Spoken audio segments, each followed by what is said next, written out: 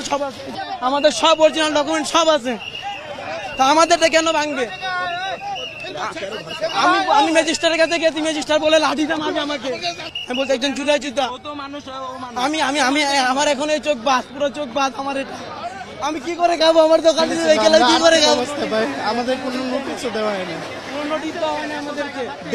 Legal দোকান, অবৈধ দোকান নাই থেকে লিগ্যাল দোকানগুলো ভাঙতেছে। আমার দোকান 4টা, আমাদের মানে আমাদের নোটিশ দেয় না, নোটিশ দেয় না আমাদেরকে, হাও ভাঙতেছে।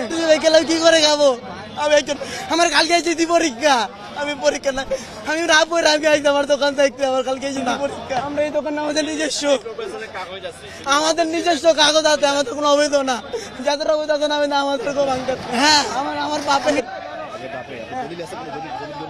সব আছে, সব আছে, সব আছে। দলের গুলো আন না, আরে একটা একটা করে দেয়, সব আছে আমাদের কাছে, প্রমাণ টমান সব আছে। সরকারি যেরকম পারমিশন দিয়ে বন্ধু আমাদের এই দোকান না দিবে, আমাদের এই দোকান ভাঙবে না। আমাদের এই যে আমাদের সব কিছু আছে, আমাদের লেখা আছে সব কিছু। যদি এটা ভাঙা, আমি ম্যাজিস্ট্রেটের কাছে গেছি, বল আমার লাঠিতে মারবে, তুই যে হোক।